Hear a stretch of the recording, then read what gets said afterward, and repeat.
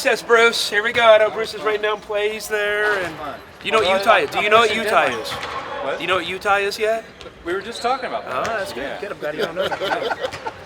Yeah, don't pull a Don McLean and say, when Tommy does this, this is what he means. I'm like, don't give away our play calls. I mean, like, make the other team at least earn it. All right. That was some ASU stuff, but I don't know. I can neither confirm nor deny that. How'd the time off? How was that for everybody?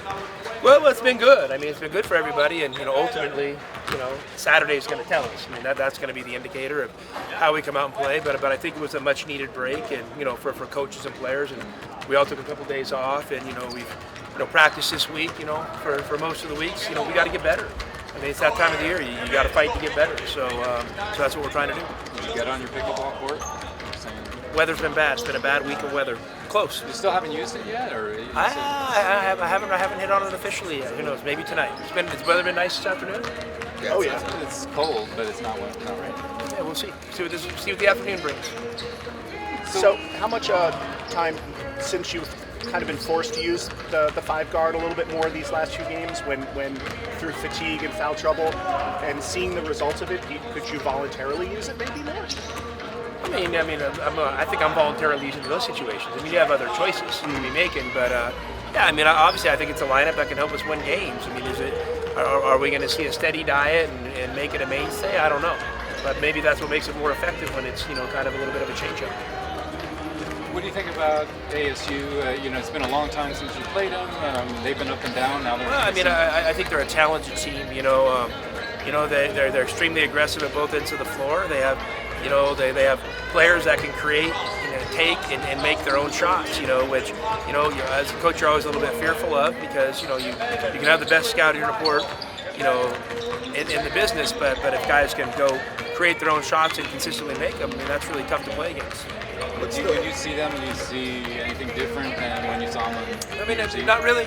Obviously they're a very active, aggressive defensive team that has really good defensive numbers, and then offensively, they play with good pace and they move the ball and they're aggressive.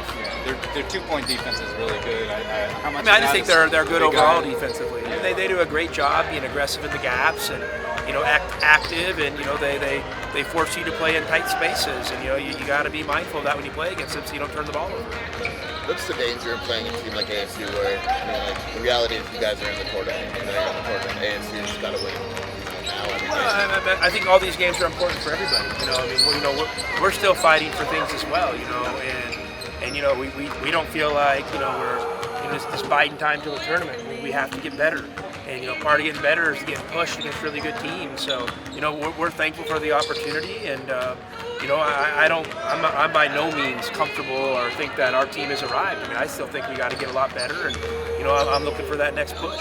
Have you said anything to your seniors about making the most of this last moment? I talk to our team about that stuff all the time. I haven't in particularly talked to the seniors yet, but I'm sure between now and Saturday, I'll touch base with all of them and make sure that we don't need to get sentimental.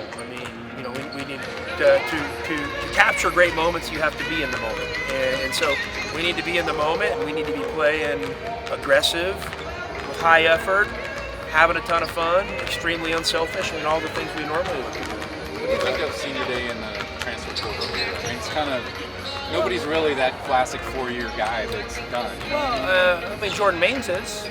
Well, he still has another year, though. He might go play some. Yeah, no, you're right.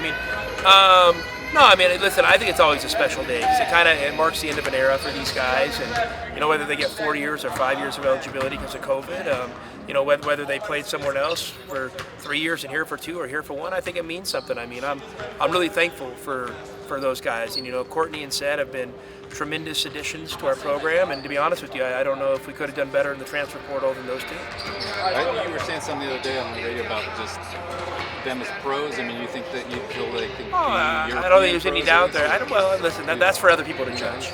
I think they're going to play basketball for a long time, wherever that may be. They're both high character, great guys, and the only disappointing thing for me is I didn't get to coach them longer. I didn't get to coach them for multiple seasons, and I feel like they've both gotten better this year, and I'm extremely comfortable when they're on the court. And it seems like from what you've been saying, they kind of fit. Because I always wondered, when you get a grad transfer, they may have an agenda, they want so many shots or whatever, trying to get to the league. I mean, Is they've that difficult? been amazing fits, you know, and not, I mean, and amazing fits, and they've really gotten better in how we want to play in our system over the course of the season, and I'm thankful for that. I mean, I don't think there was ever any issue where they didn't want to fit the system. You know, I think it was just a matter. It takes time, and I'm watching the plays they're making in these games now, and I mean, they're Arizona basketball plays, and I think that's really cool.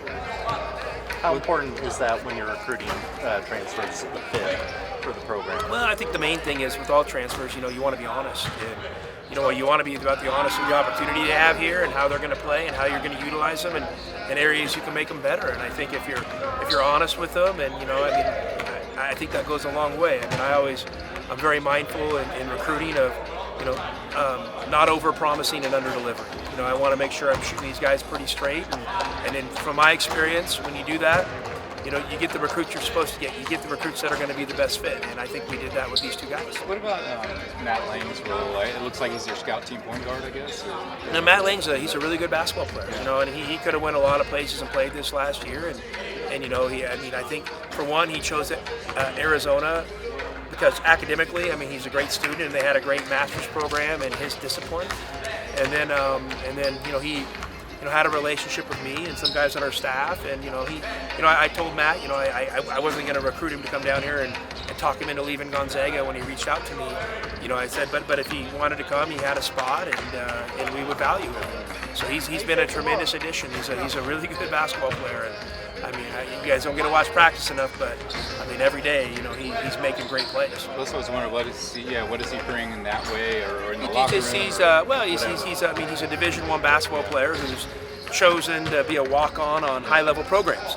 So his opportunities to play have been limited. But I know there's a lot of Division I teams where he would be a good player. How is Zoo doing, and do you think he's played well historically against ASU? Is this maybe a good spot for him to get back in? Well, Zoo's had an amazing year. He had the last couple of games maybe haven't been as great, but I think that's okay. I mean, I think over the course of a season you're going to have some ups and downs, and they're both important, and how you bounce back from some of the downs is as important as continuing to play well. And so I think he's gonna have a real strong finish to the season, and I think he's deserving of all the recognition he's getting, and but I think more important than that, he knows he's got to come out and perform on a nightly basis. Some of his fouls in these last few games have been more like maybe reaching for a loose ball, or kind of.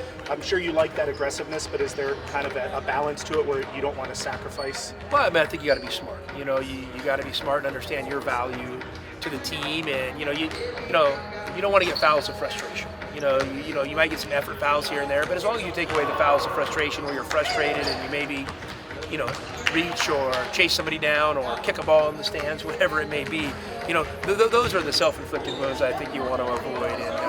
And I think Zoo is just disappointed because he wanted to play really well. There's nothing more than that. He and I have talked about it, and I think we're good. I'm excited to see how he plays Saturday. Well, isn't part of it just maybe he's putting pressure on himself? He's played so well that all of a sudden his expectations are even higher, I mean, I don't know why they need to be higher. I mean, I think you just keep playing with great effort and focusing on the process, and you'll get good results. I mean, he's a really good basketball player, and I think that's the beauty about Zoo is he's, I don't think he takes himself too seriously, and I don't think he's selfish. So I think he'll be fine. Thank you. Love it, guys. Get me out of here. Thank you.